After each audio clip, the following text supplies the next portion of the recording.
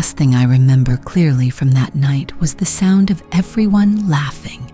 It was a warm, full sound, the kind of laughter that fills a room and makes everything feel happy. But I wasn't laughing. I was just standing there, holding my glass and feeling something inside me turn to ice. My husband David was the one making the toast. It was his birthday after all, his 45th, and he was using his moment, his speech, to break me in front of all our friends. I've been married for 12 years. My name is Julia. I'm 42. Most people would say I'm quiet. I think they mean I'm controlled. I don't like to make scenes. For years, that's how I survived my marriage, by staying quiet and controlled. David is the opposite. He's charismatic. He fills up a room just by walking into it. Everyone loves David, his colleagues, our friends, even my own family. They see the charming man who tells great stories and always has a joke ready. They don't see the man I live with, the one who uses that same charm to make me feel small. It was never one big thing. It was always 100 little things, 1,000 little cuts over the years. He'd call them jokes. Just teasing, he'd say. He'd make a comment about my cooking in front of guests, a little jab that made it sound like I couldn't do anything right. He'd interrupt me when I was telling a story, finishing it for me, but getting the details wrong, making me look foolish. He'd bring up something I told him in confidence, something I was struggling with, and turn it into a punchline at a dinner party. Each time, I would just smile. I would keep my composure. I told myself it was his way. I told myself he didn't mean it. I carried most of the weight at home, the bills, the cleaning, the groceries, the planning. I work a full-time job, but our home life was my second shift. He would call it my domain. He'd say I was just better at it. It sounded like a compliment, but it was just an excuse for him to do less. I tried to keep everything stable. I thought if our home was calm and organized, maybe he would be calmer. Maybe the little humiliations would stop. They never did. His mother, Linda, saw it. She's a quiet woman, very traditional. She doesn't say much, but her eyes miss nothing. I would catch her watching us. She'd be at our house for a holiday, and David would make one of his jokes at my expense. I'd see a flicker of something in her expression. Disappointment, maybe, sadness. But she never said a word, not to him, not to me. I think in her generation, you just didn't interfere in a marriage, so I felt alone in it, completely alone. Then, about 6 months ago, things started to get worse. It wasn't just the small jabs anymore. Something else was wrong. David became distant. He was home, but he wasn't there. He started working late. At first, it was 1 night a week, then 2. Then it was almost every night. He said there was a big project at work, a lot of pressure. I tried to be supportive. I made sure he had dinner waiting no matter how late he got in. I didn't complain, but then other things started. His phone, for example.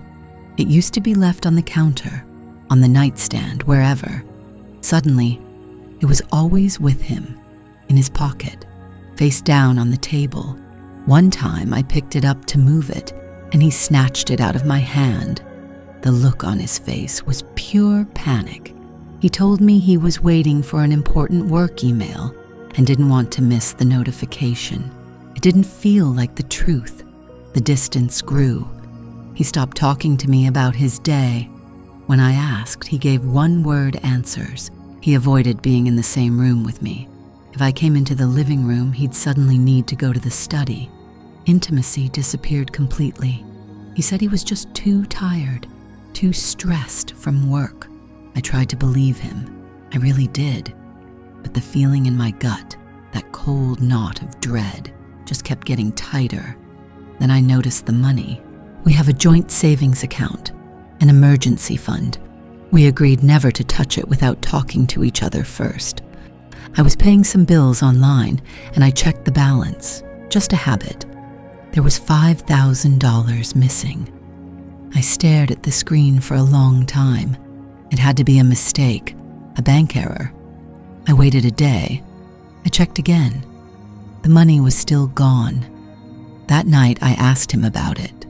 I tried to be casual. I didn't want to sound like I was accusing him of anything. I just mentioned that I saw a large withdrawal and wondered what it was for. His whole body went rigid. He got defensive immediately. He said he had to cover a short-term expense. He insisted it was no big deal, and he'd put it back soon. He was angry that I was even asking. He made it seem like I was snooping, like I didn't trust him. It was our money, our emergency fund. I had a right to know. He wouldn't tell me what the expense was. He just kept repeating that it was handled. That was the first time I realized he was hiding something serious, not just being distant, actively hiding something. The small humiliations got worse after that. It was like he was trying to push me away to make me the problem. If I asked about his day, I was nagging. If I asked why he was late, I was trying to control him. If I brought up the money, I was obsessed and untrusting. He started twisting things. He would make me feel like I was going crazy, like I was imagining the tension between us. He told me I was being too sensitive, that I was creating drama where there was none. It was a slow, steady process of him trying to convince me that I was the one at fault, that the problems in our marriage were because of me. And for a while, I almost believed him. I thought, maybe I am being too demanding. Maybe I am too sensitive. I spent years trying to be the perfect wife, the stable one, the one who held everything together. Now he was making me feel like I was the one tearing it all apart. It was confusing. It was exhausting. I felt like I was walking on eggshells in my own home. So we get to his birthday, his 45th. He wanted a dinner at a nice restaurant in town. Just close friends, a few colleagues, and his mother. I organized everything. I made the reservation, coordinated with the guests, ordered the cake. I played the part of the devoted wife, because that's what I've always done. The evening started out fine.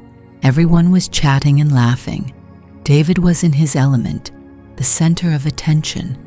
I watched him and he seemed so happy, so carefree. For a second, I thought maybe I had been wrong. Maybe the stress was finally over and things would go back to normal. I was wrong. It was time for the toast. He stood up, glass in hand. Everyone went quiet. He started by thanking everyone for coming. He was charming, of course. He made a few jokes. Then he turned his attention to me. He started by making a joke about my cooking. He told everyone that the only reason he looked so fit at 45 was because he had to survive my kitchen experiments. A few people laughed nervously. I just smiled. I was an old one. I was used to it. Then he went on. He talked about how a man needs a good woman behind him. And then he said someone had to keep me in line or I'd be running wild. More laughter, louder this time. Our friends thought it was just David being David. I felt a coldness spread through my chest, but I kept the smile on my face. I looked right at him. He wasn't looking at me. He was playing to the crowd.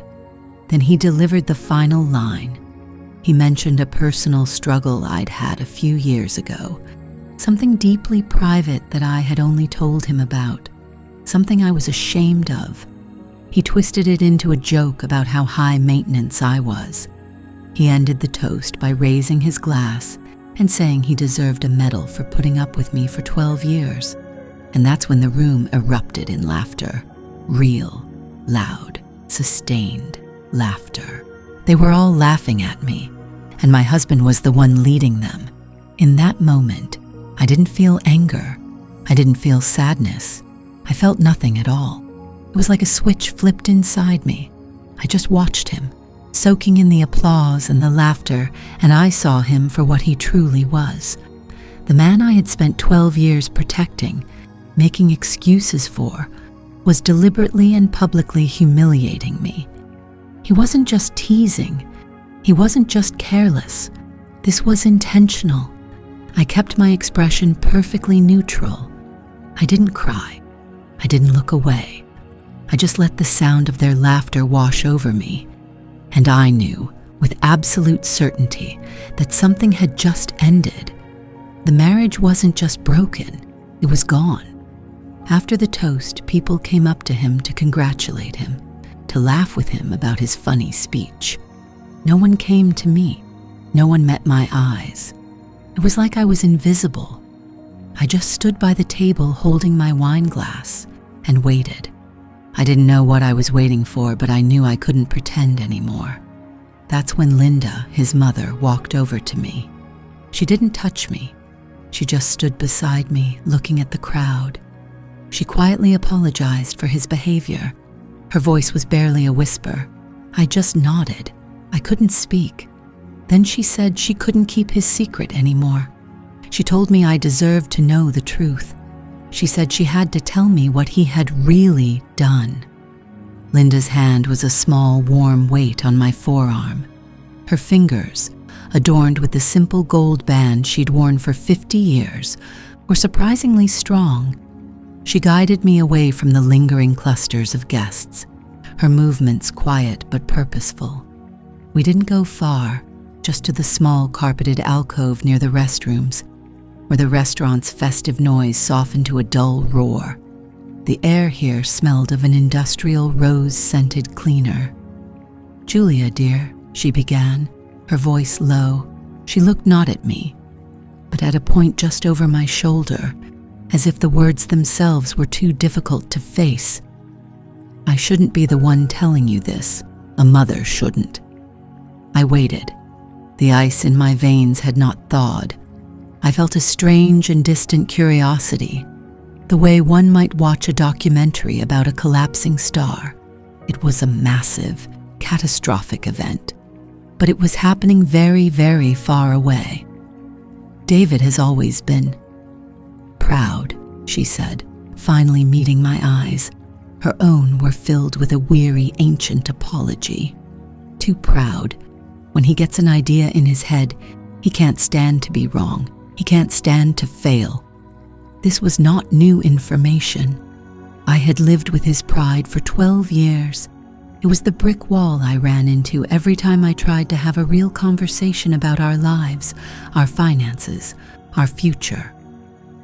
"A few months ago, he came to me," Linda continued, her grip tightening slightly. "He needed money, a lot of it. He asked me for a loan, said it was for a sure-thing investment, something he was doing with a friend from the gym." A cold knot of dread, the last vestige of my old life, tightened in my stomach. The $5,000. I asked him what it was, she said, her expression hardening with the memory. He was vague, annoyed, said it was a brilliant side business, a custom bike company, said he was going to surprise you with it when it took off, make a fortune. I told him he shouldn't be keeping secrets from his wife, especially not with money. I told him it was a fool's errand to start a business without telling you. She took a shaky breath. We argued. It was unpleasant. I told him no, I wouldn't give him a cent to hide from you. I simply stared at her. The pieces were slotting into place, not with a satisfying click, but with the grating sound of metal shearing against metal. The late nights he'd claimed were spent at the office, the hushed, irritable phone calls he would take in the other room, the way he angled his laptop screen away from me. The $5,000 that had vanished from our savings. It wasn't a mistress. It wasn't a gambling debt. In a way, it was worse. It was his ego, personified as a secret failing business. I thought that was the end of it, Linda whispered, her gaze dropping to the floor. I thought he'd listened. But then, last week, he mentioned it again. He was so angry, said the whole thing was falling apart, that his partner had bailed, and that he was out thousands. He said, she faltered, He said he'd have to figure out a way to explain the hole in the accounts to you. A hole in the accounts. That's what I was to him. An accountant to be managed. A problem to be solved. The toast wasn't just a moment of spontaneous cruelty. It was a strategy. It was preemptive. He was laying the groundwork, painting me as flighty and irresponsible with money, so that when the real loss was revealed, he could somehow pin the blame, or at least the foolishness, on me. See? She's always been terrible with money. This is just how she is. This was intentional. A switch flipped inside me. It wasn't a loud, dramatic throw, but a silent, permanent change of current. The last bit of warmth, the last flicker of hope that this could be fixed was extinguished. I didn't feel anger. I didn't feel sadness. I felt nothing at all. It was the kind of profound emptiness that follows a fatal diagnosis. The fight was already over. The outcome was certain. I looked at my mother-in-law, this quiet, traditional woman who believed in not interfering, who had just broken the cardinal rule of her generation to hand me the truth. She had given me the final, irrefutable piece of evidence. She had validated every doubt, every sick feeling, every moment I had questioned my own sanity. "Thank you, Linda," I said. My voice was perfectly neutral. "You did the right thing." She looked up, surprised by my composure. Perhaps she had expected tears or a dramatic whispered conference. She searched my face for a crack, for some sign of the wife she knew. She found none. I gently removed her hand from my arm and patted it twice. "I should get back. We'll be leaving soon." Walking back to the table was like walking through water. David was holding court, his face flushed with wine and adoration, retelling the punchline of his toast to a new arrival. He saw me approaching and his smile widened. It was a conqueror's smile. "There she is," he boomed. "Finally decided to rejoin the party, have we? Don't worry, darling, we saved you some cake." I looked at him. I truly looked at him. Perhaps for the first time in years. I didn't see the handsome, charming man I had fallen in love with. I saw a stranger, a puffed-up, insecure man so terrified of his own mediocrity that he had to tear me down just to feel tall. The man who stole from our shared future to fund a secret fantasy and then tried to humiliate me into accepting the loss. I gave him a small, tight smile. It didn't reach my eyes. "The cake looks lovely, I said, "but it's getting late. I think it's time to go." My tone gave him pause. It was flat, devoid of the usual pleading or weary resignation he was used to. It was an instruction, not a request. A flicker of annoyance crossed his face before he masked it with his public charm. All right, party's over, folks," he announced with a grand sigh. "The warden says it's time for lockdown." A few of his friends chuckled. I didn't. The goodbyes were a blur of cheeks to kiss and hands to shake. I was an automaton, my face set in a mask of pleasant neutrality. I hugged Linda last. "Thank you again," I murmured into her ear, and I felt her squeeze me, a silent acknowledgement passing between us. The drive home was 10 miles of the loudest silence I have ever experienced. David, still coasting on the high of his party, tried to fill it. "Ah, God, what a night," he said, drumming his fingers on the steering wheel. "Did you see Mark's face when I told that story? Priceless. Absolutely priceless." I stared out the passenger window, watching the streetlights streak by like falling stars. "You were quiet tonight," he noted, his tone shifting slightly, a hint of accusation. "You okay?" "I'm fine," I replied, my voice a monotone. He reached over and patted my knee, a gesture that was meant to be comforting but felt like a violation.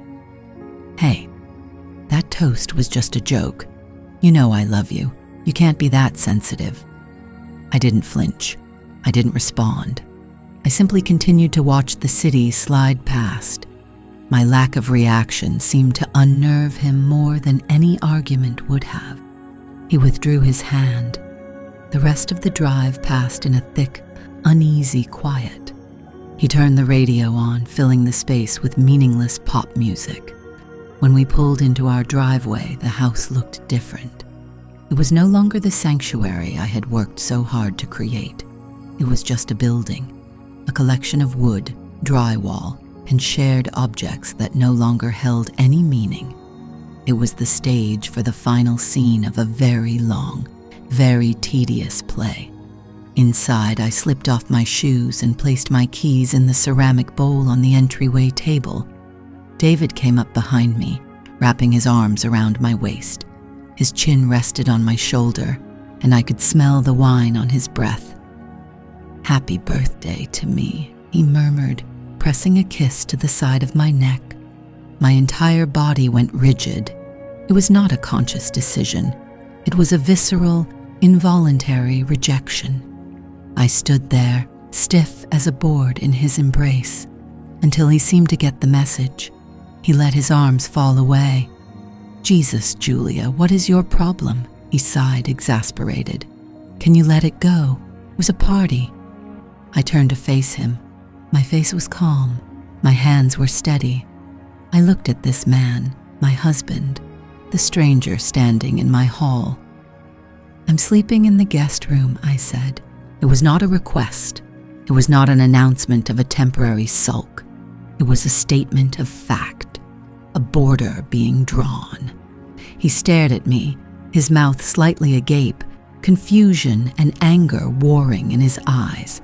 He opened his mouth to argue, to charm, to bully his way back into control. I didn't wait to hear it. I turned, walked up the stairs, and went into the guest room at the end of the hall. I didn't take anything with me, not my clothes, not my book, not my phone. I just closed the door behind me. The lock on the guest room door clicked shut. It was the loudest sound I had ever heard. The click of the lock was a small metallic sound in the quiet house. It was the only sound that mattered. I stood with my back to the door, my hand still on the cool brass knob, and listened. I was not listening for him. I was listening to the silence inside myself, a vast and peaceful emptiness where a storm of anxiety had raged for years. I heard his footsteps in the hall. They stopped outside the door. There was a pause. I imagined him standing there, a little smile on his face, expecting this to be a game, a pout, a brief theatrical bit of drama that would end with me opening the door and apologizing for being overly sensitive. It was a scene we had played 100 times before. The handle turned. It met the resistance of the bolt and stopped. "Jules?" His voice was soft, laced with the manufactured concern he used when he was trying to coax me out of a mood. "Honey, did you lock the door?" I didn't answer.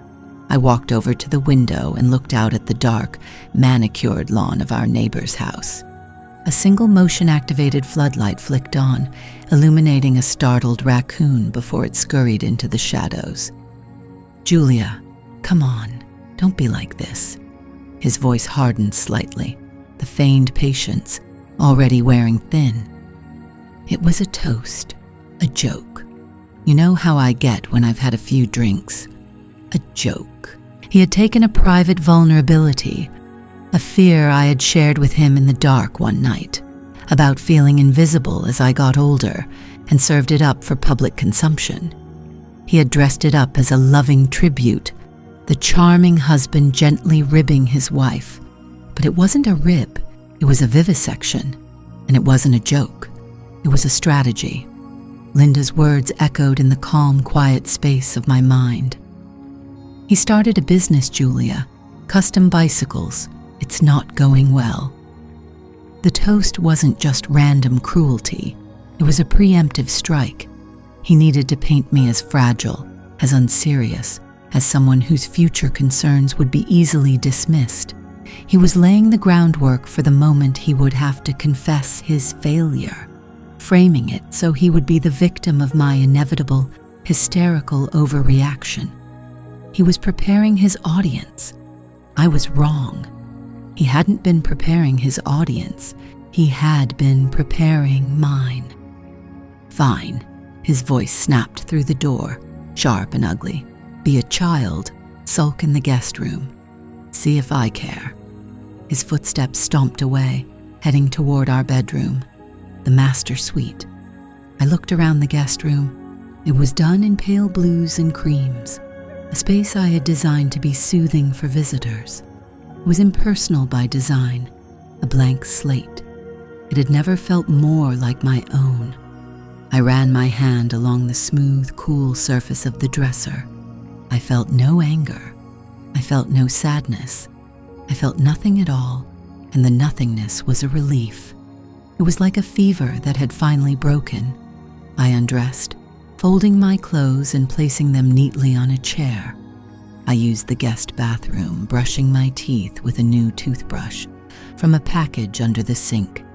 I looked at my reflection in the mirror. My face was pale, my eyes clear. The woman looking back at me was a stranger, and I was glad to finally meet her. I went to bed, and for the first time in months, I slept without dreaming. I woke to the pale gray light of morning. The house was silent. I lay there for a long moment, cataloging the new reality. The air felt different, lighter. I got up, showered, and dressed in a pair of simple black trousers and a cream-colored silk blouse. I didn't look toward the master bedroom. It was a room in someone else's house now. I walked downstairs. David was in the kitchen, leaning against the counter, scrolling through his phone. He was dressed for work in a crisp blue shirt and gray slacks. He had already made coffee. When he heard my footsteps, he looked up, his face arranged into a mask of cautious contrition. It was his morning after a fight face. He thought we were still following the old script. "Morning," he said, his voice gentle. I made coffee. He gestured to the pot, a peace offering. I used to see it as an apology, a sign that he knew he'd gone too far. Now I saw it for what it was, an attempt to reset the board, to erase the previous night without ever having to take responsibility for it. "No, thank you," I said. My voice was perfectly neutral. I walked to the cabinet, took out a glass, and filled it with water from the tap. I drank it slowly, my back to him. I could feel his eyes on me, feel his confusion growing. This was not my part. I was supposed to be quiet and wounded, waiting for him to fix it. Or I was supposed to be furious, giving him a fight he could win. This placid disinterest was a language he didn't speak. "Look, Jules," he began, putting his phone down on the granite countertop. "About last night. I was out of line. I know." I turned to face him, leaning back against the opposite counter. I crossed my arms. "Okay." The single word hung in the air between us. It wasn't forgiveness. It wasn't an opening for debate. It was a simple, sterile acknowledgement. It threw him completely off balance. "Okay? That's it?" A flicker of irritation crossed his face. "Aren't you going to yell at me? Tell me what a jerk I am." "You are a jerk, David," I said, my tone as mild as if I were commenting on the weather. "But I don't have the energy to yell. It wouldn't change anything." "Of course it would. We'd have it out and then we could move on." He took a step toward me. "We can't let this fester." "There's nothing to fester," I said. The words came easily, cleanly. "It's done." He stopped. "Done? What's done?" "One stupid fight and you're done." He let out a short, incredulous laugh. "You're being absurd." I didn't rise to the bait. I just watched him, my expression unchanging. I felt like a scientist observing a specimen, noting its predictable reactions to various stimuli. He was trying every tool he had. Charm, contrition, gaslighting, and finding they were all broken. I let the silence stretch until he began to shift uncomfortably. "David," I said, breaking it, "the $5,000 from the savings account." His posture changed instantly. His shoulders tensed. His face, which had been open and pleading a moment before, became a closed, defensive mask. "What about it?" "You told me it was for an investment opportunity, a tech startup a friend was launching." "It was," he said. His voice clipped. He picked up his phone again. A shield. "It's a long-term thing. We're not going to see returns for a while." He was a terrible liar when he was cornered. His gaze flickered away from mine. A small muscle in his jaw twitched. For 12 years, I had chosen not to see it. I had accepted the flimsy explanations, the vague promises, because the alternative was too terrifying. I pushed off the counter. "I see." I walked past him toward the hall that led to the garage. His head snapped up. "Where are you going?" he demanded. "I have some errands to run," I said. I didn't look back. "Julia, don't you walk away from me. We're not finished talking about this." I stopped at the door and turned, my hand on the knob. I looked at him, standing there in the middle of the kitchen I had designed, in the house I had made a home, and I felt a profound sense of distance, as if I were looking at him through a telescope. "We are," I said, and the finality in my voice was as absolute as the click of the lock the night before. "I'm going to the bank, and then I'm going to see a lawyer to get a full picture of our financial situation." I didn't mention his mother. I didn't mention the bicycles. I didn't need to. The look on his face was confirmation enough.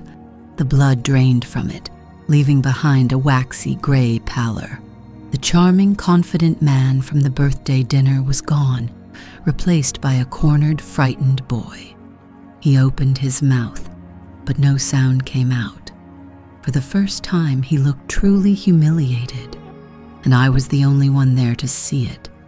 I turned the knob and walked out of the kitchen, leaving him alone with the truth. The silence in the hallway was a thick, heavy thing. David stood in the doorway of our bedroom, his face a mask of disbelief. The shock had finally registered, cracking through the lazy confidence he always wore. For a moment, he looked his age, not the charming, vibrant 45 he performed for the world, but a tired man caught in a lie. "Julia, don't be ridiculous," he said, his voice attempting a soothing tone that didn't reach his eyes. "A lawyer? Over a few $1,000s? It was a business investment, a surprise." I didn't answer. I walked past him to the closet. The scent of his cologne, the one I'd bought him for Christmas, hanging in the air. I pulled out a pair of jeans and a simple gray sweater. My movements felt steady, economical. There was no wasted energy, no frantic rush. I was a machine executing a program. He followed me, his bare feet padding softly on the hardwood floor. "Listen to me. We can talk about this. Don't do this. Don't make a scene." There it was. Don't make a scene. The phrase he used whenever I brought up something that made him uncomfortable, my feelings about his mother's passive-aggressive comments, my hurt when he'd joked about my career stalling, my loneliness. It was all a scene, an inconvenience to his smooth, curated life. I laid the clothes on the perfectly made bed, our bed. I had smoothed the duvet cover myself just yesterday morning. It seemed like an act from a different lifetime, performed by a different woman. "I'm not making a scene, David," I said, my voice perfectly neutral. I turned to face him. His handsome face, the one that had captivated me 12 years ago, was twisted with a strange mix of panic and indignation. "I am gathering information. You told me the money wasn't there. Your mother told me where it went. That is a discrepancy. I'm going to the bank to resolve it." My mother is an old woman who doesn't understand business," he hissed, the charm finally dissolving into raw anger. She had no right. "Perhaps," I said. I slipped on my jeans.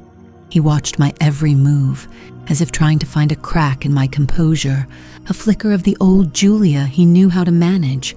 He found nothing. I walked to my dresser and picked up my wallet and keys. He moved to block the doorway again, a human roadblock. "You are not leaving this house to go talk to a lawyer about our marriage," he said, his voice low and threatening. "We are going to sit down and fix this." I looked at him, really looked at him, at the faint lines of desperation around his mouth, at the way his hands were clenched into fists at his sides. He wasn't trying to fix It Was Us. He was trying to fix his exposure. He was trying to put the truth back in its box. A switch had flipped inside me at that restaurant. The part of me that would have once been intimidated by his tone, that would have shrunk back and agreed to talk, was gone. It had been replaced by something cold and hard and clear. "Move, David," I said. It wasn't a request. He stared at me, searching for weakness. The seconds stretched on. The man who held court in any room, who could charm strangers and win arguments with a smile, was at a complete loss. I was no longer playing my part. I had walked off the stage. He stepped aside. I walked down the stairs, my keys making a small, sharp jingle in my hand. I didn't look back.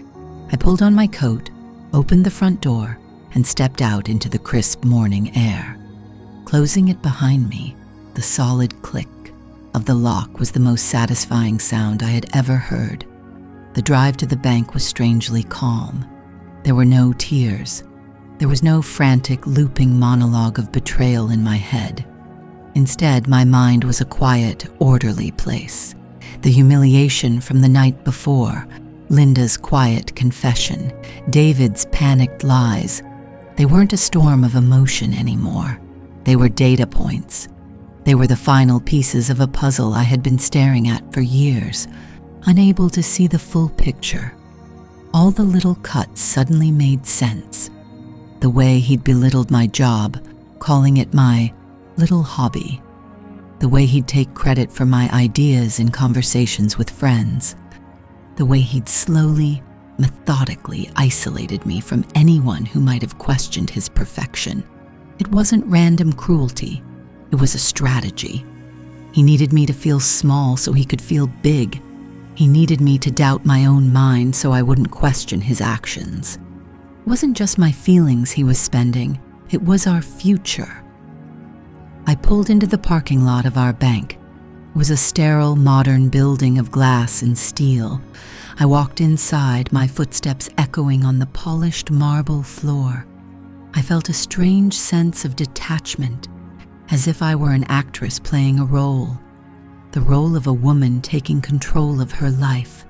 A friendly young woman with a name tag that read Maria called me to her window. "How can I help you today?" she asked with a practiced smile. "I'd like to get a printed statement of all transactions from our joint savings account for the past 6 months, I said, my voice steady. I slid my debit card and driver's license under the glass. She typed for a few moments, her brow furrowed in concentration. "Okay, Mrs. Miller, I can certainly get that for you." She disappeared for a minute and returned with a thin stack of papers. She laid them on the counter. "Here you are. Is there anything else?" "Yes," I said, my eyes scanning the first page. I saw the transfer from 2 months ago. 5,000 invoices. The reason code was blank. My stomach tightened, but it wasn't a knot of dread. It was a cold, hard certainty. "Can you tell me about this withdrawal and this one?" I pointed to the $5,000 transfer and then to another one, dated 3 weeks later. It was for $7,000. My breath caught. 7,000 more. A total of $12,000. Gone. Maria's professional smile faltered for a second. She glanced at her screen. Those were online transfers, ma'am. Both were made to an external business account. She looked uncomfortable, as if she were intruding. I can't give you the details of the receiving account for privacy reasons. I understand, I said, my voice barely a whisper. I gathered the papers, my fingers tracing the crisp edges. $12,000. He had drained our emergency fund, the money we had saved for a new roof, the money I thought was our safety net. Thank you, Maria, I said, my voice returning to its even keel. I folded the papers and put them in my purse, the purse David had called an extravagant purchase. I walked out of the bank and sat in my car. I didn't start the engine. I just sat there, the printed statements a heavy weight in my bag. He hadn't just gambled with a small investment. He had systematically emptied our savings. The toast wasn't just a preemptive strike to discredit me for a $5,000 secret. It was to humiliate me into silence for a much larger betrayal. He had assumed I would be too ashamed, too broken, to ever look this closely. I was wrong. He was wrong. I took out my phone. My hands were perfectly still. I scrolled through my contacts until I found the name, Sarah Weinberg-esque. A divorce attorney, a colleague had quietly recommended to another friend a year ago. I'd saved the number then, a small secret act of self-preservation I hadn't even fully acknowledged at the time. I pressed the call button. A receptionist answered. Weinberg Law. How may I direct your call? I'd like to schedule a consultation with Sarah Weinberg, I said. It's regarding a domestic matter. Of course. She has an opening this afternoon at 3, if you're available. Yes, I said. I'll be there. When I got home, David's car was still in the driveway. I had half expected him to have fled, to have gone to his office to hide, but that wasn't his style. His style was to control the narrative. I walked into the kitchen to find him sitting at the table. He had made coffee. 2 mugs were set out on the quartz countertop I had spent a month choosing. He looked up, his face arranged into an expression of weary, patient forgiveness, as if I were the prodigal wife, returning from a foolish tantrum. Hey, he said softly. I was worried. Let's have some coffee. Let's talk this out. I didn't look at the coffee. I walked over to the table and placed my purse on a chair. I took out the bank statements and unfolded them, laying them flat on the table in front of him. The crisp paper made a soft rustling sound in the quiet room. I went to the bank, I said. His eyes flickered to the papers. The forgiving husband vanished. A cornered animal looked out from his eyes. There are 2 transfers, David. One for $5,000, another for $7,000. $12,000 in total, transferred to a business account. I tapped the paper with my index finger. The nail was perfectly manicured. I had gotten them done for his party. Our emergency fund is gone. He stared at the numbers, his jaw working silently. The silence stretched, thick and suffocating.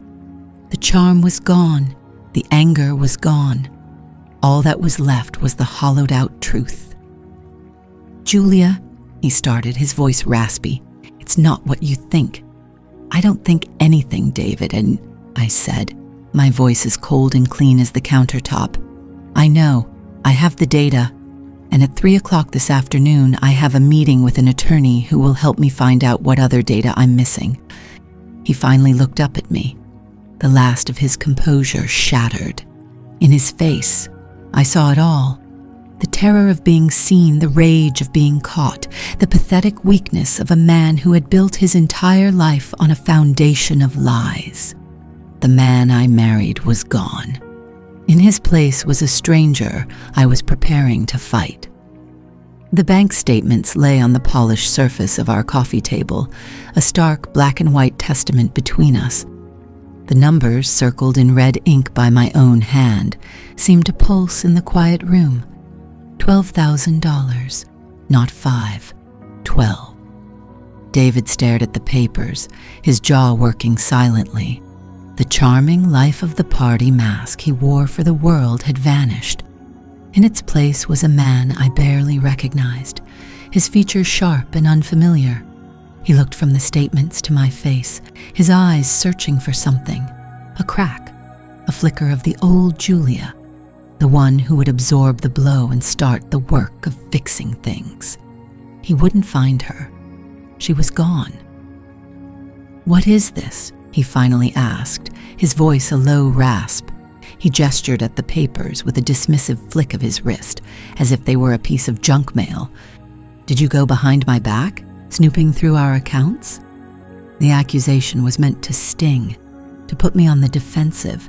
It was a familiar tactic. The problem, he was implying, was not his deceit, but my discovery of it. A year ago, it might have worked. I would have felt a flush of shame, the need to justify my actions. Now, I felt nothing. "The bank was very helpful," I said. My voice was perfectly level, a stranger's voice in my own home. "They showed me the transfers, 3 of them, over the last 4 months. I didn't raise my voice. I didn't need to. The facts were loud enough on their own." He flinched, a subtle tightening around his eyes. He abandoned the pretense of outrage and shifted to justification. "It was an investment, Julia, for us. I was going to tell you." "No, you weren't," I said, the words falling like stones into a deep well. "You were never going to tell me." "That's not true." He leaned forward, his hands gripping the edge of the table. "This bike company, it was going to be big. I was building something for our future." I thought of his mother, her tired eyes, her voice trembling with a shame that belonged to her son. I thought of the toast, the casual cruelty of it, the room full of laughter at my expense. It all clicked into place, a grim and perfect piece of machinery. "You weren't building a future, David. You were building an escape hatch," I said, "and you were building a narrative to go with it. The toast. That wasn't just a joke. That was groundwork. My little projects, my hobbies. You were setting the stage. So when this all fell apart, you could point to me, the flighty wife who didn't understand business, the one who distracted you, who spent your money on useless things while you were trying to build an empire." A muscle in his cheek jumped. I had hit the nerve. I had articulated the ugly, unspoken truth of his plan. He stared at me, his mouth slightly agape. He was seeing me for the first time, not as an accessory or an audience, but as an adversary who had read his playbook cover to cover. I saw him too, not as my husband, but as a cornered animal, all instinct and panic. The charm drained from his face like water from a cracked basin, leaving behind something pale and desperate. "Julia," he softened his voice, trying one last worn-out tool from his kit, a tender, pleading tone. "It wasn't like that. I was under so much pressure. I made a mistake, a stupid, stupid mistake. But we can fix this. We can." He reached his hand across the table, aiming for mine. I pulled my hand back. The small movement was more definitive than a shout. It was a final, unbreakable boundary. His hand hovered in the empty space between us for a moment, before falling back to the table, defeated. "There is no we anymore," I said. The words were cold, clinical. It wasn't an emotional declaration. It was a statement of fact, like saying the sky was blue or that fire was hot. The marriage was over. The equation had been solved. I stood up. My legs felt steady. I walked to the hall closet and pulled out the suitcase I had packed 2 hours earlier. It wasn't for me. It was for him. I had folded his shirts, the ones I'd always ironed. I'd packed his toiletries, the expensive ones he liked. I had done it all with a strange, methodical calm, like I was performing a task for a stranger. I rolled the suitcase into the living room and placed it near his feet. He stared at it as if it were a bomb. "What are you doing?" "I've made arrangements for you to stay at the Marbury downtown for the next week," I said, my voice unwavering. "It's prepaid. After that, you'll need to find your own accommodations." "You're kicking me out?" His voice cracked with disbelief. "From my own house?" "It was our house," I corrected him gently, "and you defiled it with lies. I need to clean." The word felt right. I wasn't just talking about dust and clutter. I was talking about the residue of his secrets, the sticky film of his deceit that coated every surface. He shot to his feet, his face contorting with a rage born of pure panic. "You can't do this. You have no right. After everything I've given you." "What did you give me, David?"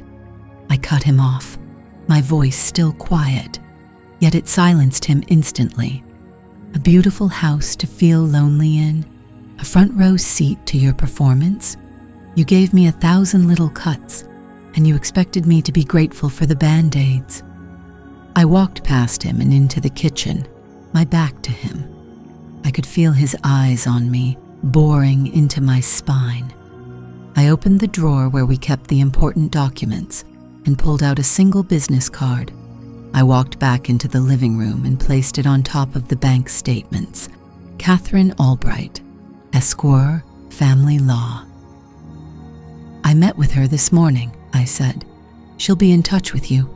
I suggest you find a lawyer of your own." That was it, the final blow. The business card seemed to suck all the air out of the room, all the fight out of him. He looked from the card to my face, and whatever was left of his bluster crumbled into dust. He looked small, pathetic. He didn't say another word. He grabbed the handle of the suitcase, the sound of the plastic wheels on the hardwood floor, unnaturally loud in the silence. He didn't look at me as he walked to the front door.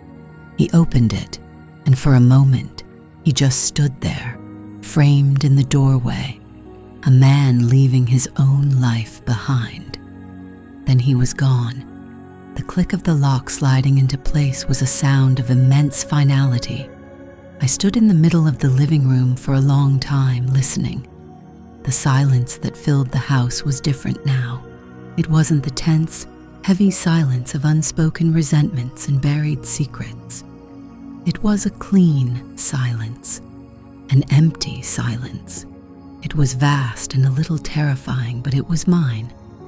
I walked over to the coffee table and gathered the bank statements and the lawyer's card. I did not feel triumph. I did not feel joy or relief. I felt a profound and chilling emptiness. The love I'd had for him, the life I had built around him, it wasn't there anymore. In its place was nothing, a blank space. It was the end of my marriage and the beginning of whatever came next. The slam of the front door was a physical blow, a shockwave that vibrated through the floorboards and up into my bones. It was the loudest sound I had ever heard in our house. David's fury had a sound, and this was it, a violent, splintering punctuation mark at the end of a 12-year sentence. Then silence. It was a new kind of silence, not the tense, eggshell quiet of the past few months, thick with things unsaid. This was a clean, hollow space, an absence. I stood in the middle of the living room, the 3 pieces of paper still on the coffee table, the bank statement, the photograph, the lawyer's card. They looked like evidence at a crime scene. In a way, they were. I didn't cry. I didn't feel a surge of victory. The switch that had flipped in the restaurant was still in its new position, cold and immovable. I felt only a vast, strange emptiness, the kind you feel after a fever breaks. The illness was gone, and now there was only the quiet work of recovery. My eyes scanned the room. David's presence was everywhere, a ghost already haunting the space he'd just vacated. The indentation on his side of the sofa, the magazine he'd been reading, left open on the ottoman. A faint, lingering scent of his cologne, the expensive one I'd bought him for Christmas, the one he'd said made him feel like $1,000,000. I walked into our bedroom. His clothes were still in a heap on the floor where he'd dropped them before his shower. His watch was on the nightstand. For a moment, I saw them not as familiar objects, but as artifacts of a life that was no longer mine. They belonged to a museum of a failed marriage. My first thought was not about the past, but about the future, specifically the immediate future, the next 5 minutes, the next hour. He would be back, maybe not tonight, but soon. His anger would curdle into a different kind of poison pleading, perhaps, or a more insidious form of manipulation. He would use his key. He would walk back into this house as if he still owned it, as if he still owned me. I would not allow it. I pulled my phone from my pocket. My hands were perfectly steady. I looked up, 24-hour locksmith. I found one with good reviews and dialed the number. A man with a tired but professional voice answered. "I need to have the locks changed on my house," I said. My tone as flat and calm as if I were ordering a pizza. "All exterior doors." "Is this an emergency, ma'am?" I considered the question. Was it an emergency? He wasn't breaking down the door, but the violation had already happened, over and over for years. This was just plugging the hole. "Yes," I said, "it is." He told me it would be an hour. I gave him the address and ended the call. One problem solved, one loose end tied. My gaze fell on the phone again. There was another call I had to make. I scrolled to Linda's name. It felt strange, calling my mother-in-law after kicking her son out of his home. But she wasn't just my mother-in-law anymore. She was the person who had handed me the first key. She answered on the second ring. Her voice was thin, anxious. "Julia, is everything all right?" She knew. Of course she knew. She had seen the storm gathering in my eyes at the restaurant. "I'm fine, Linda," I said. The words felt true. "It's done. David is gone." There was a long pause on the other end of the line. I could hear the faint sound of her television, the game show host laughing maniacally, then a slow, shaky exhale. "Oh, Julia." It wasn't a question. It wasn't a judgment. It was a lament, a sound of deep, weary sorrow for a conclusion she had probably seen coming for years. "He knows you told me," I said, wanting her to be prepared, "about the business." "I figured he would," she said quietly. "He called me after you left the restaurant. He was furious. I'm sorry if he took it out on you." "Don't you worry about me," she said, and for the first time I heard a spine of steel in her voice. "You just worry about you. Did you find what you were looking for at the bank?" "I did," I said. "It was worse than we thought. 12,000. Another sigh, this one heavier than the last. "I'm so sorry, dear. I knew he was proud, but I never thought he was a thief." "He didn't see it that way," I said. "It wasn't an excuse, just a statement of fact. In David's world, what was mine was his, to be used and discarded as he saw fit. You're changing the locks, I hope," she said, her tone practical. "A locksmith is on his way." "Good," she said firmly. "Good girl. You call me if you need anything at all. Thank you, Linda, for everything." "You did what you had to do," she said, and then she hung up. I put the phone down, feeling a small, solid flicker of alliance. I was not entirely alone in this. While I waited for the locksmith, I began the next task, the digital uncoupling. I sat on the sofa, the same one David had stormed away from, and opened my laptop. Methodically, I went through our shared life, account by account, and erased him. Netflix, Amazon Prime, the electric bill, the credit card portal, new passwords for everything. I worked with the detached efficiency of an office administrator closing out a defunct project. Each click was a small, satisfying snip of a thread. Then I opened Facebook. I stared at my profile picture. It was of me and David, taken last summer on vacation. We were smiling, suntanned. He had his arm draped around my shoulder, pulling me close. He looked like the perfect, adoring husband. I looked happy. I remembered feeling hot and tired and annoyed that he'd insisted on a 10th selfie. But none of that showed. It was a perfect, curated lie. I didn't post a dramatic paragraph. I didn't write a vague, passive-aggressive status update. That was David's arena. Mine was silence. I changed my profile picture to a solo shot of me from a few years ago, one a friend had taken. In it, I was looking away from the camera, a small, genuine smile on my face. Then I went to my information page. Under Relationship, I clicked Edit. I deleted Married to David Miller. I left it blank. I didn't block him. I didn't unfriend him. I wanted him to see. I wanted him to see the clean, quiet erasure. Just as I clicked Save, my phone buzzed on the table. A text from David. "You have 5 minutes to call me and tell me you've made a horrible mistake." I read the words. I felt nothing. It was like reading an advertisement for a product I had no intention of buying. I set the phone back down, screen side up.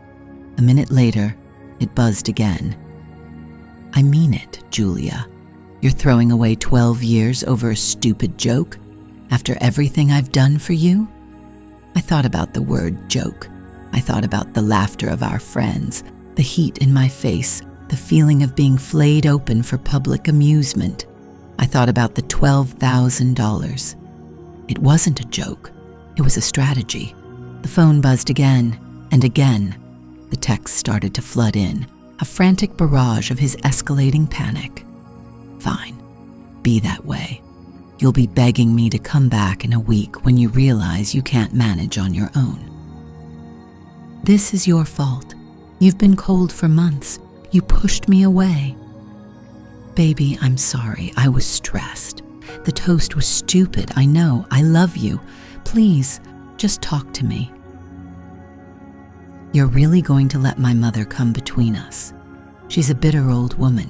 You can't trust her. I'll pay the money back. I'll make it right. Just let me come home so we can talk." I watched the messages appear, one after another, a masterclass in manipulation.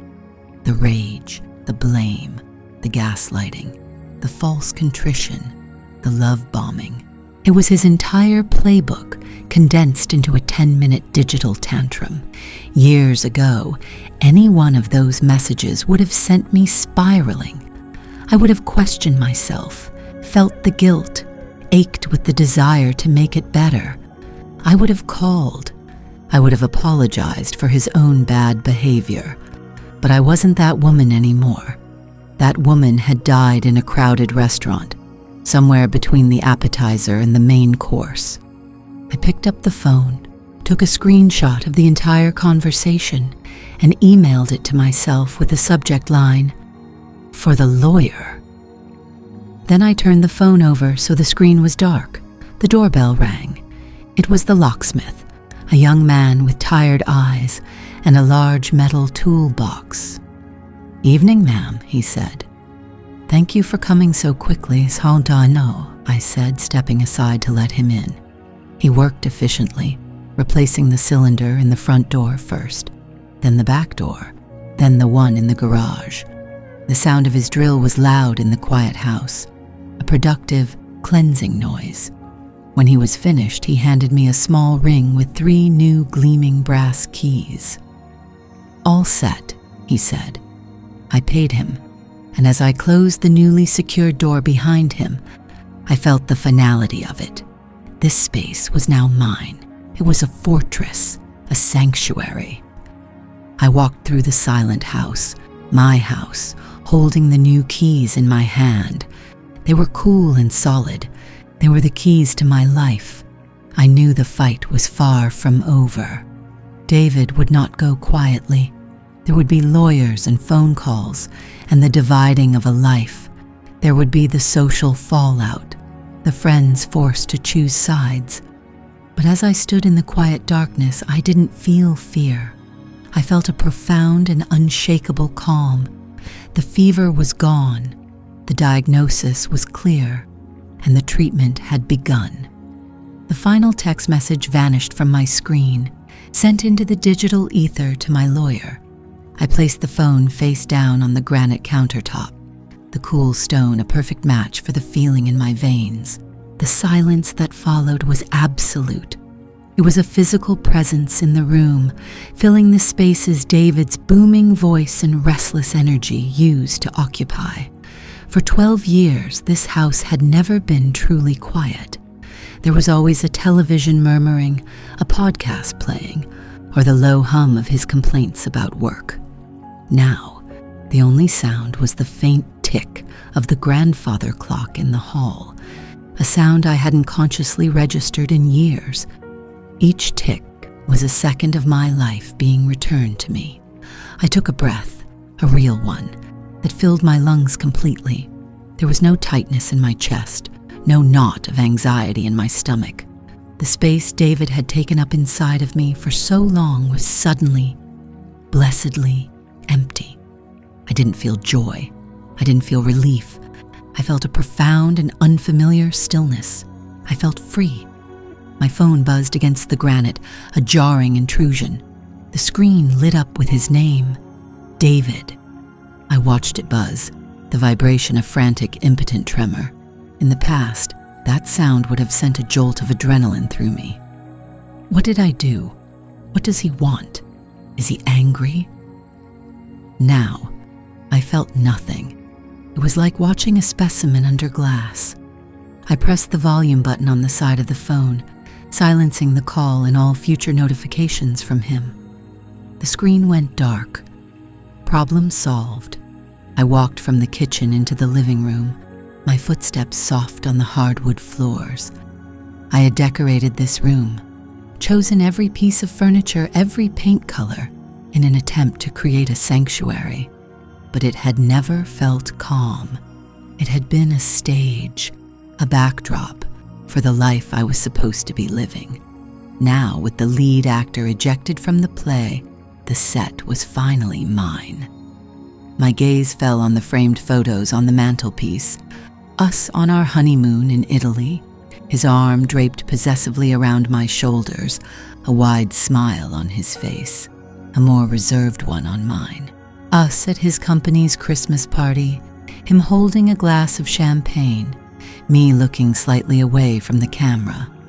One by one, I picked them up. I didn't smash them. I didn't weep over the memories. I looked at the woman in the photos, at her tense shoulders and the forced brightness in her eyes, and I felt a distant pity for her. She had tried so hard. I carried them into the study and placed them in an empty cardboard box I found in the closet. This was not an act of rage. It was an act of tidying, an act of clearing away things that no longer belonged. The task gave me a sense of purpose. I went upstairs to our bedroom.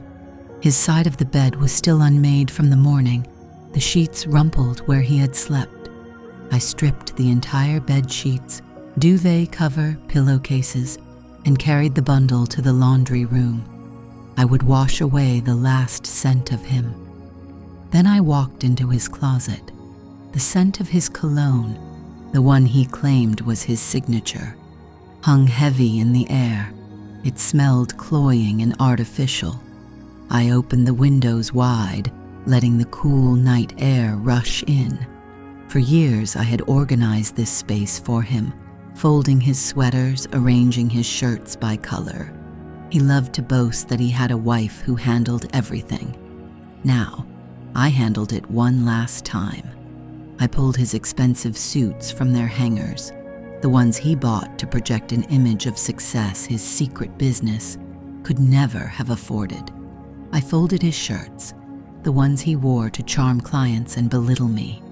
I found a receipt in the pocket of a blazer from a jewelry store, dated 2 months prior, a purchase for $800. It wasn't my anniversary. It wasn't my birthday. It was just another secret.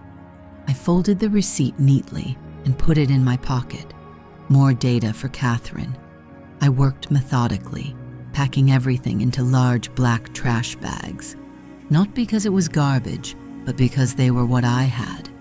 It was a practical, efficient process. His entire material presence in my life reduced to 6 large plastic bags. I dragged them out of the closet and lined them up by the bedroom door, a silent testament to a life being dismantled. As I was closing the last bag, my phone, still downstairs, began to ring again. I knew it wasn't David. I had silenced him. I walked down and picked it up. The caller ID read, Linda. I hesitated for only a second before answering. Hello? Julia? Her voice was quiet, tentative. I hope I'm not disturbing you. No, Linda, you're not, I said. My voice was even, calm. There was a pause. I could hear her take a shaky breath. Is he gone? Yes, he's gone. Oh, she said. It was a small sound, filled with a generation's worth of held-back emotion. Good. That's good. We didn't need to say more. We didn't need to rehash the toast or the money or the years of her silent observation. In that single word, she gave me all the validation I needed. She had seen it. She had known. And when it mattered most, she had chosen a side. She had chosen the truth. Are you all right, dear? She asked. I am, I said, and the words were truer than anything I had said in a decade. I'm perfectly all right. You call me, she said, her voice firmer now. If you need anything at all, you call me. Thank you, Linda. I will, I promised, and we hung up. I had just placed the phone back on the counter when the doorbell rang, a sharp, insistent chime that echoed through the quiet house. I didn't move. I simply stood in the kitchen and listened. It rang again, then a third time, followed by a rapid-fire series of presses, a frantic, childish drumming. Then came the pounding, a heavy fist against the solid oak of the front door. Julia, I know you're in there. Open this damn door. It was David's voice, but stripped of all its polished charm. This was the voice I heard when I bought the wrong brand of coffee. The voice I heard when I was 5 minutes late picking him up. It was raw and ugly and full of rage. The rage of a man whose key no longer works. I walked silently to the front window and peered through the edge of the blinds. There he was, illuminated by the porch light. His face was blotchy and red, his hair disheveled. He rattled the doorknob, a useless, furious gesture. He looked small, pathetic. He pulled out his phone, and a moment later, mine buzzed in my pocket. I pulled it out, a text message. Open the door, Julia, don't be childish. I didn't reply. I just watched him. He began pacing the small porch, running his hands through his hair. He was performing for an audience of one, and he didn't even know I was watching. He tried to look menacing, then pleading. He leaned his forehead against the door, a posture of supposed despair. It was all a show, every bit of it. He wasn't heartbroken. He was locked out of his castle, and the drawbridge was up. The pounding started again, louder this time. Julia, this is my house. You can't do this. Wrong, I thought, a cold, simple fact. It's our house, and you're not welcome in it anymore. My phone buzzed again, an email notification. It was from Catherine Albright. Subject, redocumentation. Julia. Received. Thank you for sending these. This is exactly the kind of behavior we need to document. Do not respond to him. Do not engage. If he refuses to leave the property, call the non-emergency police line and report a disturbance. You are doing everything right. We will speak in the morning. Catherine. I read the email twice. You are doing everything right. The word settled over me, a shield of professional, impartial armor. The banging stopped. I looked through the blinds again. David was standing on the lawn, his shoulders slumped. He looked defeated. Then his head snapped up, a new idea striking him. He marched over to the living room window, the one right next to where I stood, and cupped his hands to peer inside. I didn't flinch. I didn't even breathe. I simply stepped back, deeper into the shadows of the unlit room. He couldn't see me. He was staring at his own distorted reflection in the dark glass, a flushed, desperate man, locked outside in the night. He finally gave up. I watched him walk back to his car, a sleek German sedan that I now knew was purchased with stolen money. He got in, slammed the door, and sat there for a full 5 minutes, the engine off, staring at the house, at my house. Then, the engine roared to life and he sped away, tires squealing in a final, pointless display of impotent fury. The silence that returned was even more profound than before. The storm had struck the shore and had been repelled. I walked through the house, turning on a few soft lamps, reclaiming the space from the shadows. I went upstairs and saw the black bags lined up by the door, ready for removal. I went into the bathroom and gathered his toothbrush, his razor, his overpriced face creams, and dumped them into a small wastebasket. I went back downstairs and made myself a cup of chamomile tea. As I waited for the water to boil, a text message pinged on my phone. It wasn't David. It was Sarah, one of the friends from the party. "Hey, Julia, just got a crazy call from David. He's a mess. Said you threw him out over a joke? Hope you guys can work it out. He's really torn up." I read the message. The first shot in his war for the narrative. The first attempt to paint me as the hysterical, overreacting wife. A year ago, a week ago, even that morning, this message would have devastated me. It would have filled me with shame and self-doubt. I looked at the words on the screen. I thought of the stolen $12,000. I thought of the secret business. I thought of the humiliation in front of our friends. I thought of Linda's quiet, pained voice on the phone. I typed a simple reply. "Thank you for your concern." Then I blocked her number too. I poured the hot water over the tea bag and watched it steep, the water slowly turning a pale, calming gold. I carried the mug to the living room sofa and sat down, cradling the warmth in my hands. The house was quiet. The night was still. For the first time in 12 years, there was no one to please, no mood to manage, no eggshells to walk on. There was only me, and it was enough. The first 48 hours after I kicked David out were the quietest I had experienced in 12 years. The silence was a physical presence in the house. It settled into the corners where his booming voice used to echo and filled the space where his restless energy used to pace. It wasn't an empty silence. It was a clean, solid, and blessedly peaceful one. I had the locks changed on Tuesday morning.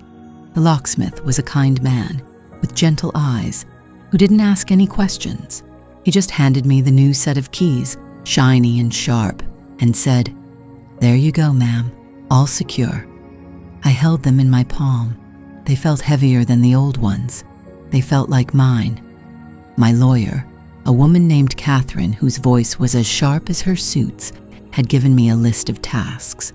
Secure the house, change all passwords, compile financial documents, and above all, do not engage. He will try to paint you as hysterical, as unstable, she had warned. Do not give him the material. Her prediction came true on Tuesday afternoon. A text from Sarah, a friend from David's office whose wedding we had attended last spring.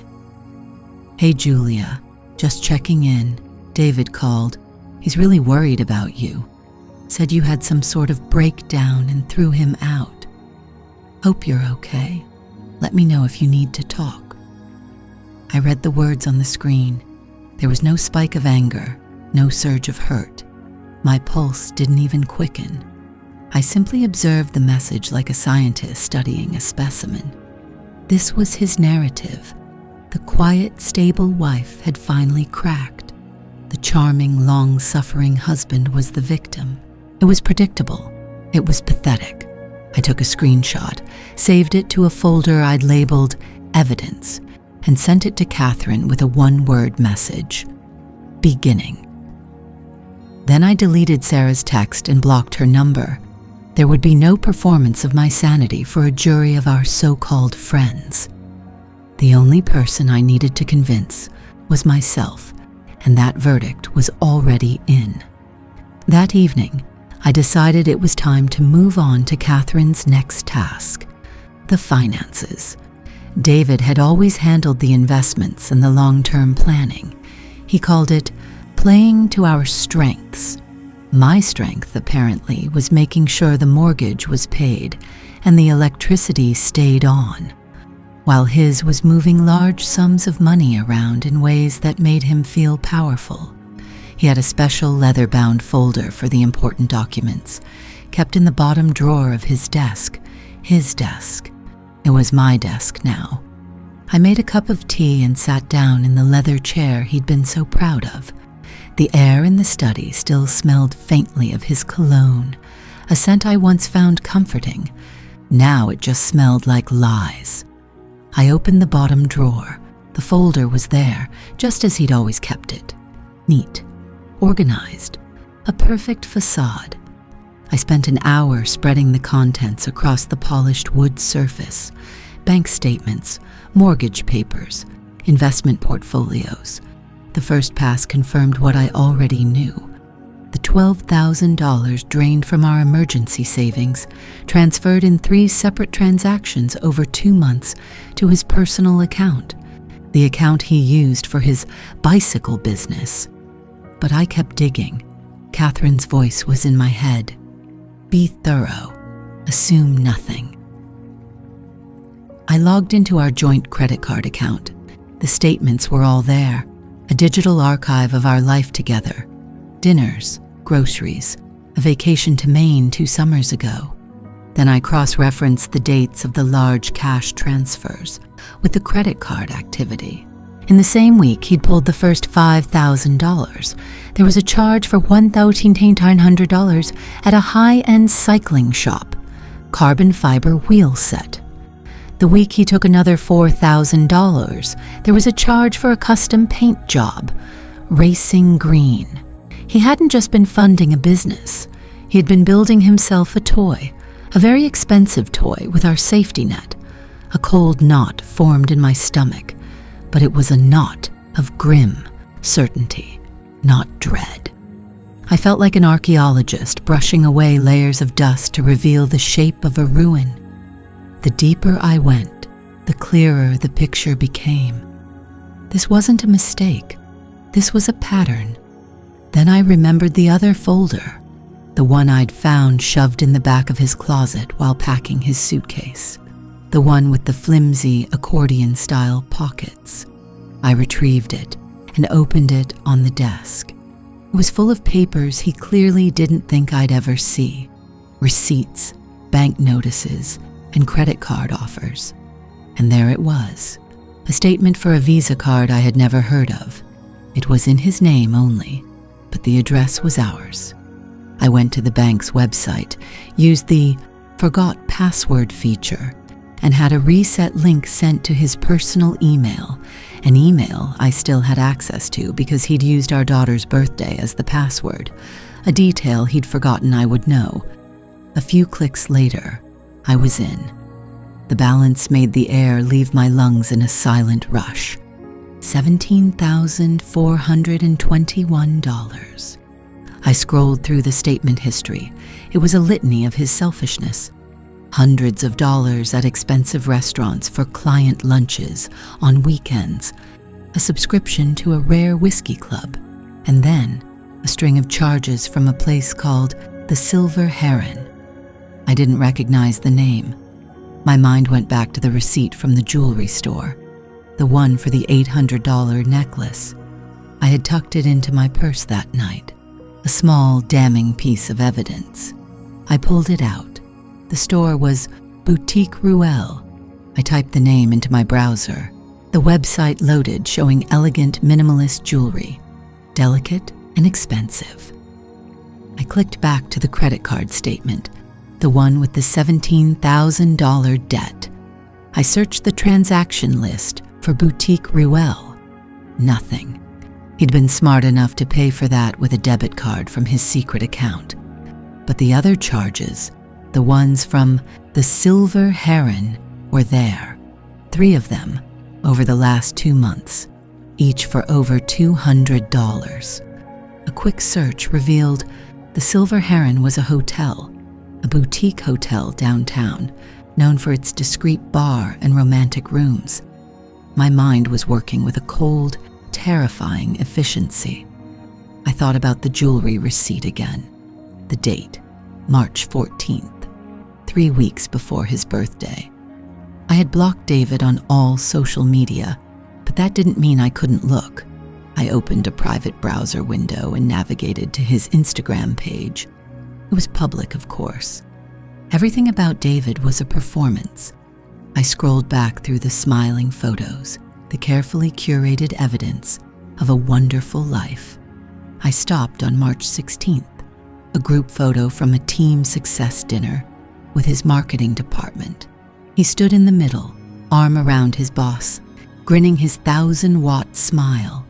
I scanned the faces of the people around him, and then I saw her, a junior marketing coordinator named Chloe, young, bright, with long auburn hair.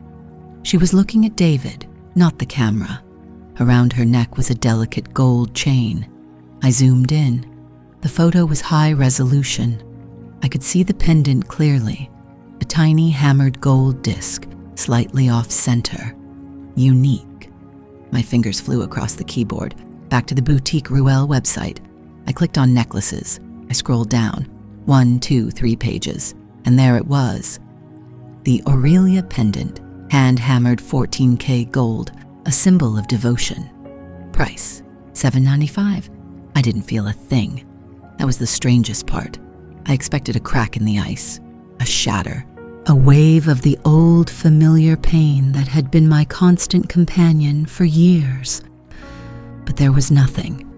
The switch that had flipped in the restaurant during his toast was still flipped. The emotional circuits were dead. All I felt was a profound, chilling clarity. The secret business, the stolen money, the lies about working late, the public humiliation, the gaslighting. It all snapped into place. A single, horrifyingly complete picture. He hadn't just been careless or selfish. He had been funding a separate life, a life with her. The cruelty toward me wasn't random, it was necessary. To push me away, to justify his betrayal in his own mind, to make me the crazy one so he could be the hero in a new story. I closed the laptop. The evidence was saved. The screenshots were in their folder. I looked around the quiet study, his study. The room smelled of his cologne, his leather chair, his lies. I stood up, walked to the window and opened it wide, letting the cool night air rush in. I needed to erase the scent of him. I needed to erase him completely. The $12,000 from our savings wasn't a business loan. The $17,000 on a secret credit card wasn't a series of mistakes. The $800 necklace wasn't a thoughtless gift. They were installments, payments on a new life he was building while he dismantled mine. I took a deep breath. The air was clean. My fight wasn't just about money anymore. It was about scorched earth. The credit card statement lay on the polished wood of the dining room table, a single sheet of paper holding the entire architecture of my husband's betrayal. The Oriole Hotel, Celeste Jewelers. The names felt foreign, exotic, belonging to a life I had no part in. They weren't our places. They were his. I didn't feel a fresh wave of pain. The time for that was over. The toast had cauterized the wound, and what was left was a numb, puckered scar. This paper was simply data.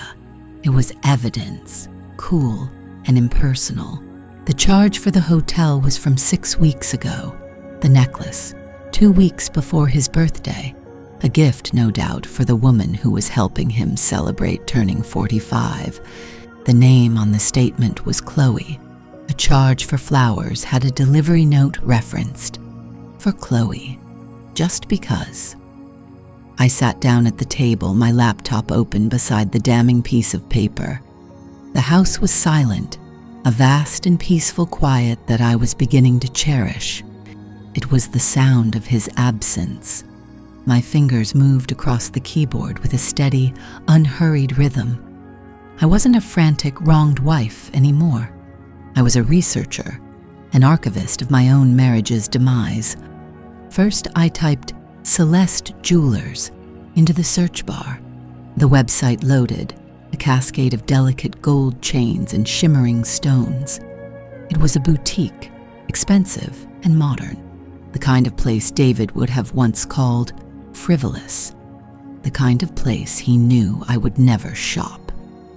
I clicked through the collections, my eyes scanning the designs. I wasn't looking for anything specific. I was just confirming the landscape of his lies. The price on the statement, 200 dear, matched a particular line of diamond pendants. Small, elegant, and very, very real. Next, I searched for his company's website. I hadn't looked at it in years. I'd helped him write the initial copy, back when it was just him and 2 other guys in a tiny office. Now it was a sleek, corporate affair. I navigated to the Our Team page. There were dozens of faces smiling, professional. I scrolled down, my gaze clinical, and then I found her, Chloe. Her picture was pristine. She couldn't have been more than 26 or 27. She had bright, ambitious eyes and long, dark hair that fell over the collar of a sharp blazer. Her title was Junior Marketing Associate. She had started at the company 8 months ago. 8 months. The timeline clicked into place with chilling precision. 8 months ago was when David had started staying late more often, when he'd become more critical of my clothes, my opinions, the way I loaded the dishwasher. It was when the jokes had acquired a sharper, more vicious edge. He wasn't just belittling me. He was clearing a space for her, carving me out of our life one tiny cut at a time. Her professional bio was short. It mentioned she was a graduate of a state university and loved hiking and indie films. It also had a link to her professional social media profile. I clicked it. Her profile was public, a curated collection of brunches, sunsets, and group photos with smiling friends. It was the life of a young woman confident in her place in the world. I scrolled through the images, my expression perfectly neutral. I felt like an anthropologist studying a foreign culture. There were pictures of her at a bar with coworkers. David was in the background of one, holding a beer, his face lit with the easy charm he reserved for strangers and new acquaintances. I kept scrolling, back through the weeks, back to 2 weeks before David's birthday, and there it was. It was a selfie, taken at a slight angle. Chloe's smile was wide, her head tilted just so. Lying in the hollow of her throat, catching the light, was a small glittering diamond on a delicate gold chain. The necklace from Celeste Jewelers. The caption read, "Sometimes you just get spoiled for no reason at all, feeling so lucky." I stared at the picture for a long time. I zoomed in on the pendant. It was unmistakable. It was the proof, the final irrefutable period at the end of a very long and painful sentence. I took a screenshot. My hand was perfectly steady. My heart rate didn't even flicker. A switch had flipped inside me at that birthday dinner, and I was discovering it couldn't be flipped back. The part of me that would have wept at this image was gone. It had been hollowed out and replaced with something cold and hard and clear. I opened my email. I drafted a new message to Sarah, my lawyer. Subject: additional evidence. Sarah, please find attached. 1. Scanned copy of a newly discovered credit card statement in David's name. Please note the charges for the Oriole Hotel and Celeste Jewelers. 2. A screenshot from the social media profile of his coworker Chloe, wearing the necklace purchased on the attached statement. The total unaccounted for debt and stolen funds I have documented now stands at $29,357.48. Let me know what our next steps are. Best, Julia. I attached the files and hit send. The email vanished into the ether, a declaration of war sent from the quiet of my dining room. I closed the laptop. The house was still. I was alone, but for the first time in a very long time, I didn't feel lonely. I felt free. The landline rang, its shrill sound startling in the silence. I glanced at the caller ID. Jessica. She had been at the dinner, one of my oldest friends, though her loyalty had always felt tethered to the idea of David and me as a couple, not to me as an individual.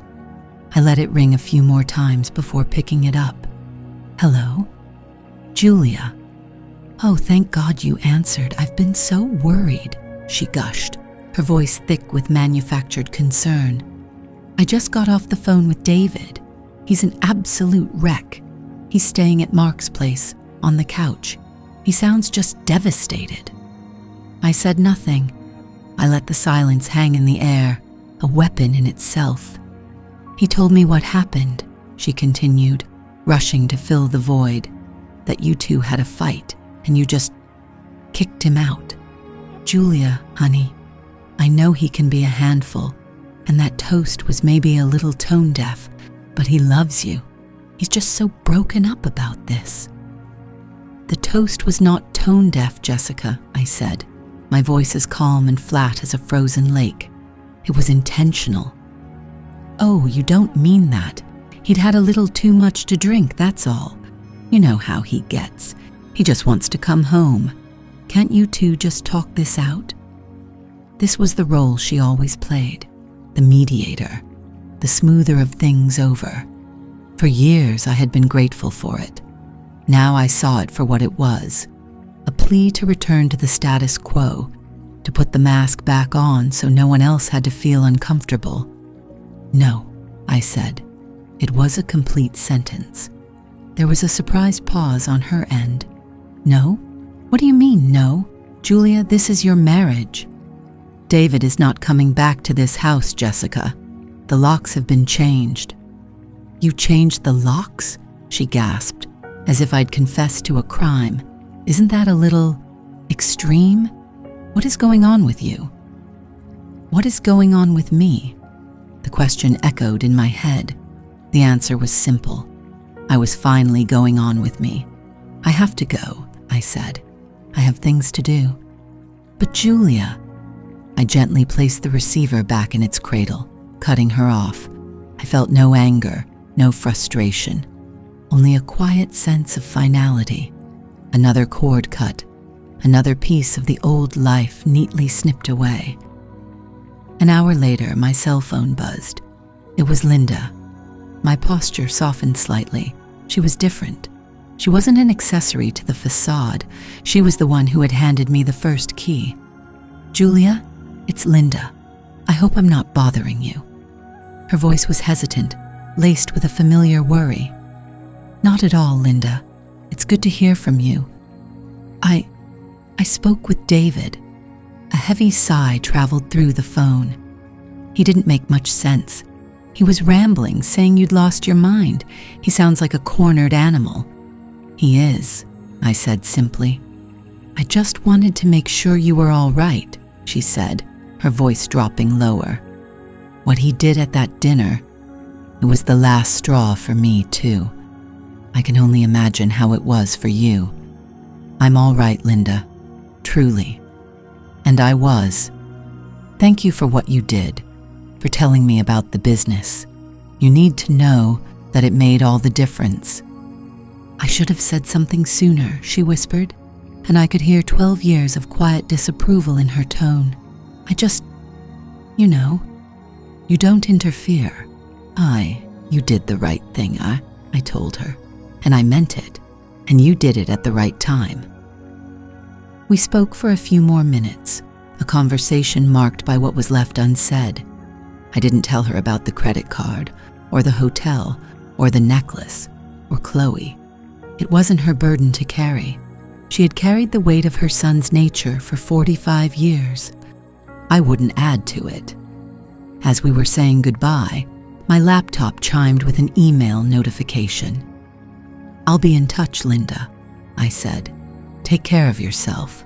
I hung up and turned back to the screen. It was a reply from Sarah. Subject, Riaz, additional evidence. Julia, received. This is exactly what we needed. The affair provides clear grounds, and the documented debt puts us in a very strong position for the division of assets. This is no longer a negotiation. This is a cleanup. I will begin drafting the official petition for dissolution tomorrow morning. I'll be in touch to review it with you. Stay strong. You're doing everything right. Sarah. I read the email twice. This is a cleanup. The words resonated deep inside me. That's what this was. I wasn't destroying a marriage. That was already done. I was simply cleaning up the mess he had made, sweeping away the dust and debris of a life that was no longer mine. I looked around the quiet, empty house. It didn't feel like a ruin. It felt like a space being cleared, ready for something new to be built. The screen of my laptop glowed in the dim light of the living room, the only source of illumination. Chloe's smiling face was frozen in digital amber, her head tilted just so, the delicate silver chain of the necklace resting against her collarbone, the Serafina necklace, the one from the credit card statement, the one that cost $1,200. I stared at the image, my finger hovering over the trackpad. I expected a surge of something, rage, grief, a fresh wave of humiliation. But nothing came. The space inside me that had once housed a universe of feeling for my husband was now a perfect, cold vacuum. The switch that had flipped at the restaurant hadn't just turned off my love for him, it had cauterized the very nerves that might have felt its absence. This wasn't a heartbreak. It was a confirmation. It was a data point that clicked neatly into place, completing a puzzle I hadn't even known I was solving. The late nights he'd called work, the sudden secretive phone calls he'd take in the other room, the faint, unfamiliar scent of perfume I'd sometimes catch on his collar, a scent he'd always dismissed as just someone from the office. He hadn't just been lying. He had been building an entirely separate life, brick by stolen brick, funded with our money, my money. The $12,000 wasn't just for a failing bicycle business. It was for this, for her, for hotels and jewelry and dinners I wasn't invited to. The 1,000 little cuts I had endured for years suddenly made sense. They weren't careless acts. They were strategic, designed to make me smaller, quieter, and less likely to question the growing space he was carving out for himself, a space where I did not exist. I didn't cry. I didn't throw the laptop against the wall. I took a screenshot. Then I took another, this time of her profile page, with her name and her job title, Marketing Associate at Viridian Solutions, clearly visible. David's company. Of course. It was all so terribly cliché. I saved both images to the folder on my desktop I had labeled Finances. I then navigated back to the hotel website, took a screenshot of the room he had likely booked, the City View Suite, and saved that too. I downloaded the credit card statement as a PDF and added it to the folder. Each click was a small, satisfying act of order. I was no longer a wife uncovering a betrayal. I was an archivist compiling a case. The emotional chaos of the past 12 years was finally being sorted, labeled, and filed away into neat, tidy boxes of evidence. When I was done, I closed the laptop, the sudden darkness feeling like a comfort. I sat there for a long time, listening to the quiet hum of the refrigerator. The house felt different now. It was no longer the tense, fragile stage for a failing marriage. It was my headquarters, my fortress. The next morning, I met Catherine at her office. It was a world away from the warm, curated chaos of my own home. Her space was all glass, brushed steel, and cool grays. It was a place for facts, not feelings, and I had never been more grateful for it. I wore a simple black dress, my hair pulled back in a severe knot. I felt like a soldier in a new uniform. "Good morning, Julia," she said, her voice crisp. She gestured to the chair opposite her large, uncluttered desk. "You said on the phone you had an update." I didn't waste time with pleasantries. I opened my leather satchel and took out a slim file folder. "It's more than an update," I said, my voice perfectly even. I laid the first document on her desk, the printout of the secret credit card statement. Catherine picked it up, her eyes scanning the columns of figures. She was silent for a moment, her professional mask firmly in place. $17,426, she read softly, all accrued in the last 4 months. She looked up at me. "This is a significant dissipation of marital assets, Julia, especially since the card is solely in his name." "I know," I said, "but it's what he bought that's more important." I placed the next piece of paper on her desk. It was the screenshot of Chloe's Instagram profile, then the picture of Chloe wearing the necklace. Finally, the itemized charge from Bijou & Co. Stockowers for one Serafina necklace, price $1,100. I lined them up like exhibits in a museum display. Catherine looked from the statement to the photos. Her professional demeanor didn't slip, but I saw a flicker of something in her eyes, not pity, but a kind of clinical appreciation for the evidence. She tapped a perfectly manicured nail on the photograph of the necklace. "Chloe Martin," she said, reading the name from the profile. "Marketing associate at his company." It wasn't a question. "Yes," I said. I also cross-referenced the dates. The charge for the Ember Hotel corresponds to a weekend David told me he was at a management retreat in the mountains. Catherine leaned back in her chair, a slow, deliberate movement. She steepled her fingers, her gaze sharp and focused. For the first time, I felt like someone else was seeing the full picture, not through a lens of emotion, but through one of cold, hard logic. "Julia," she began, "what you have here is definitive. In many states, adultery doesn't have a major impact on the financial settlement anymore. But this is different. This isn't just about infidelity. This is about financial deceit, tied directly to the infidelity. He didn't just cheat. He used marital funds money that is legally half yours to finance the affair. He stole from you to woo his mistress." The word mistress hung in the air, ugly and archaic, but it was accurate. It was precise.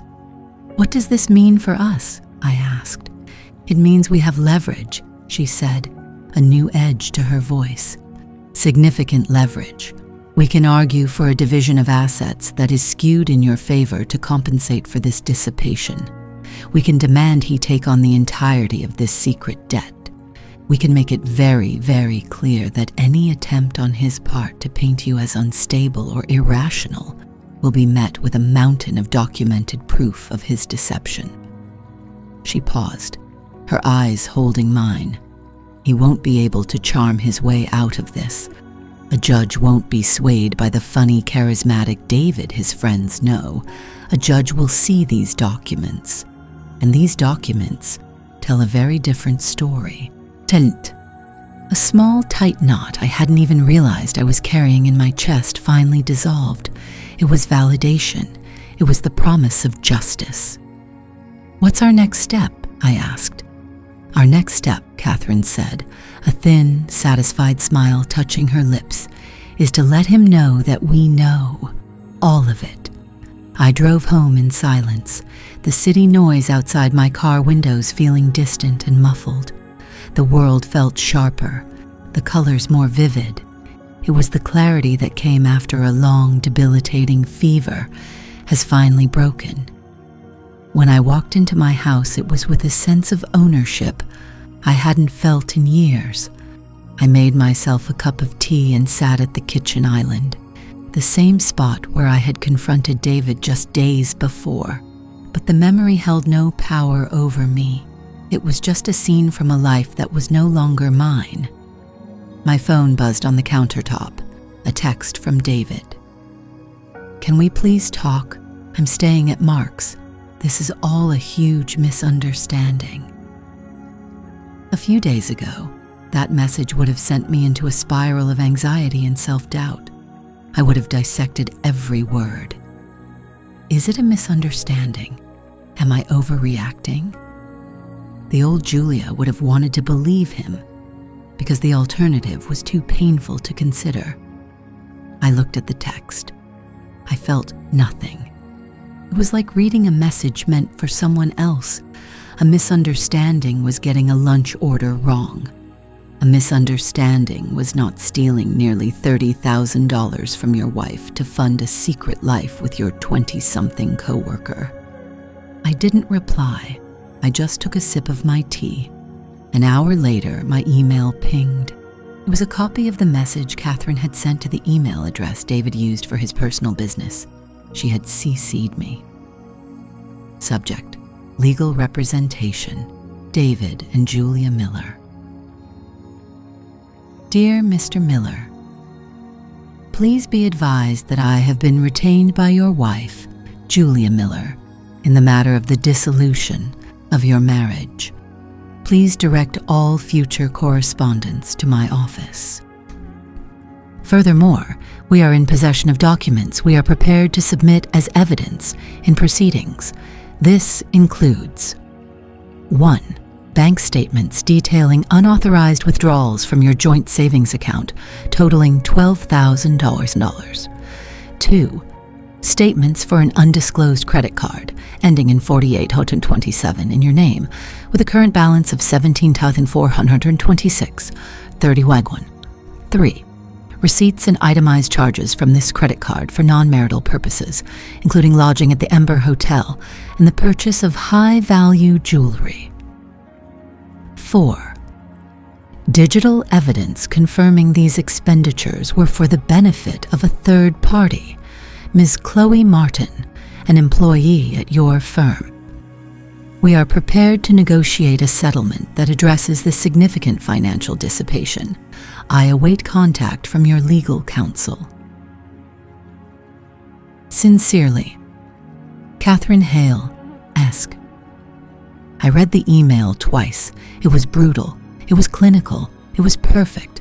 The entire sordid story of his betrayal condensed into 4 bullet points. There was no room for charm, no space for gaslighting. It was a wall of facts he could not talk his way around. The first shot had been fired. I set my phone down, the screen dark. The battle had begun. But I didn't feel fear. I didn't feel dread. I felt calm. I had the truth, and for the first time in a very long time, I knew it would be enough.